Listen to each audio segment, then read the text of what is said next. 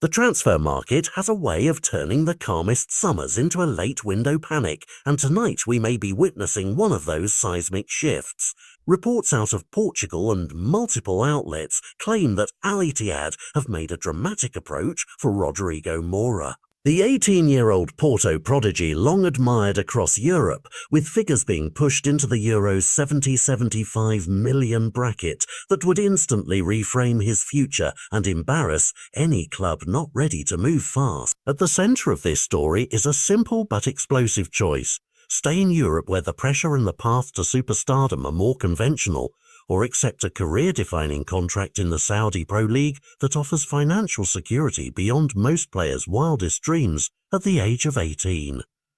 For years, Real Madrid and other elite teams have tracked Mora's growth. The technical control, the vision, the ability to thread passes in tight corridors and score important goals has earned him comparisons and attention, and Porto guarded him with a hefty clause that suddenly became the focus of a global bidding war. Negotiations, according to insiders, have not been a neat straight line. Porto have reportedly entertained offers and rejected proposals they deem insufficient, while agents and club executive weigh payment terms, economic rights, and the player's long-term development.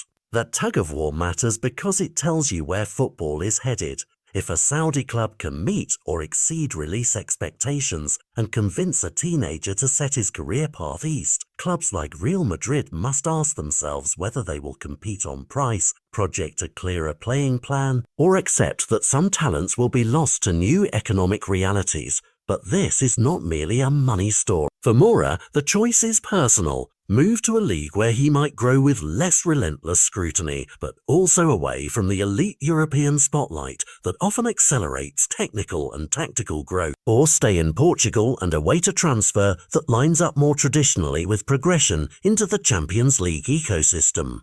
Inside Porto, the mood is complicated. Pride in having produced a talent of such caliber and pragmatism as the club balances sporting ambition with financial realities. Reports indicate Porto have been firm on valuations, turning down earlier bids they felt undervalued Mora, while the players' representatives have engaged with interested parties on salary and structure. For Real Madrid, the story stings because the club is synonymous with landing the next generation of Galacticos, and because Florentino's squad plans often assume a pipeline of young talent to refresh the first team. Losing a target like Mora to a Saudi offer forces a rethink of scouting timelines and might push Madrid to either accelerate other moves or reconfigure bargain hunt. Beyond the clubs, the larger picture is consequential. The Saudi Pro League's appetite for young European talent could normalise earlier, high-value exits from feeder leagues, reshape career arcs, and create a market where monetary incentives trump traditional development routes. That could be liberating for players seeking financial security, but risky for long-term sporting progression if the competitive environment does not challenge them in the same way. So what should fans watch in the coming days? First, whether Porto accepts a formal offer and the exact structure of payment, lump sum, instalments, and any sell-on clauses, because those details will reveal whether this is a headline buy or a calculated investment. Second, whether the player issues a statement or if his camp signals a preference. Public comments often nudge negotiations and shape public perception. Third, how Real Madrid respond publicly and strategically. Will they issue a formal interest, make a counter-offer, or quietly pivot to alternatives? Finally, for the player himself, consider the human element.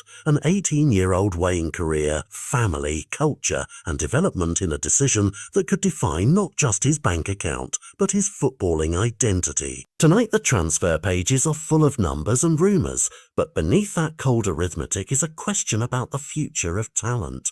Will Europe keep the brightest teenagers in its ecosystem, or has a new economic actor arrived with the means and the appetite to redraw the map? We'll track every update, explain the consequences, and whatever happens, this moment may become the case study clubs point to next season when they plan how to protect, persuade, or pay for the next great young player.